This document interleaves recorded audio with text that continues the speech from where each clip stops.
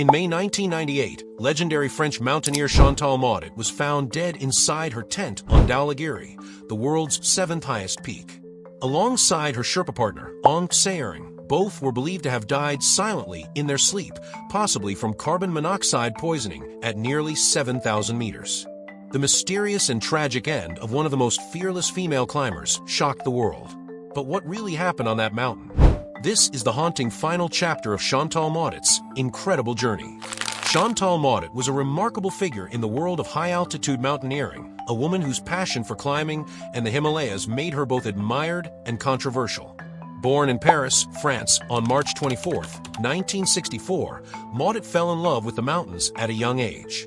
Her fascination began in the French Alps, where she trained and built her skills, developing into an elite climber. Unlike many mountaineers who rely heavily on support and guided expeditions, Chantal Mauduit often climbed without supplemental oxygen, a testament to her physical prowess and mental strength.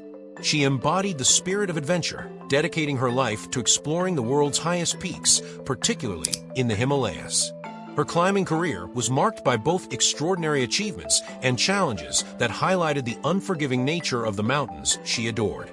Chantal's career took off in the 1980s and early 1990s when she began tackling major peaks. Her ascent of K2 in 1992, the world's second highest mountain, and arguably its most dangerous, was a significant milestone. Although the climb ended unsuccessfully due to poor weather and exhaustion, it was a critical learning experience for her. The mountain demanded more than strength. It required strategy, humility, and resilience. The following year, in 1993, Mauduit summited Sherpa, becoming one of the few women at the time to reach the top of an 8,000-meter peak. What set her apart was her determination to climb alpine-style and often solo, without a large team or bottled oxygen. She believed in a purist philosophy of mountaineering, one that respected the mountain's rawness and tested the limits of human endurance. Her climb of Cho Oyu in 1993, the sixth highest mountain in the world, marked another success. These accomplishments began to attract attention, not only for their difficulty, but because they were achieved by a woman in a sport largely dominated by men. Mauduit's reputation as a fearless and driven climber was growing.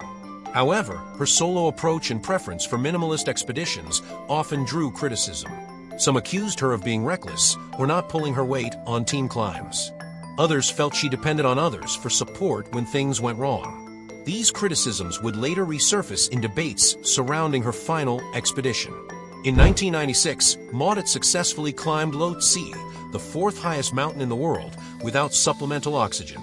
This achievement placed her among the elite ranks of mountaineers, and she was widely celebrated.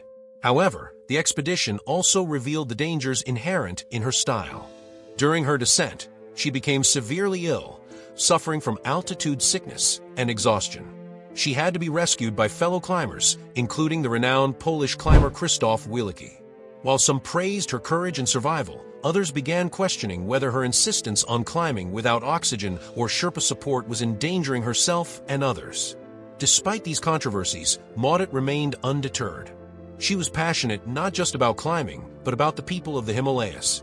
She spent a great deal of time in Nepal and developed a deep connection with the Sherpa community.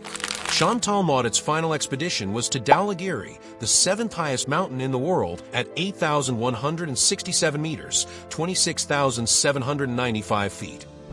In May 1998, she joined an international expedition with a team of climbers that included her friend and climbing partner, Sherpa mountaineering. By this point, Mauduit had already climbed 6 of the world's 14 8,000-meter peaks. Her goal was to become the first French woman to summit all 14, a dream that symbolized both her ambition and the magnitude of her mountaineering career. On May 13, 1998, tragedy struck. After a successful summit push, Chantal Mauduit and mountaineering were found dead in their tent at Camp 2, located at approximately 6,900 meters. Their deaths sent shockwaves through the mountaineering community. Initial reports suggested that they had died during the night, likely due to carbon monoxide poisoning caused by improper ventilation while cooking in the tent. Others speculated about exhaustion or complications from altitude sickness. There were no signs of an avalanche or physical trauma, and both bodies were found lying peacefully, suggesting a quiet and painless death. The exact circumstances surrounding their deaths remain unclear to this day. Some climbers raise questions about the expedition's organization and whether proper safety protocols were followed. Others blame the extreme conditions on the mountain, where cold temperatures, high winds, and oxygen deprivation can turn even a small mistake into a fatal one. One theory was that they used a faulty stove inside the tent for cooking or warmth, leading to a buildup of carbon monoxide, which is deadly in high concentrations, especially in enclosed spaces. At high altitudes, the body is already starved of oxygen, making it even more susceptible to poisoning. Chantal Maudit's life was a testament to courage, passion, and pushing the limits of human endurance. Though her final climb ended in tragedy, her legacy lives on in the peaks she conquered and the lives she touched, especially among the Sherpa communities she supported. Her mysterious death remains a chilling reminder of the dangers faced by even the most experienced climbers. If her story moved you, don't forget to like, share, and subscribe for more powerful stories of adventure, mystery, and human spirit.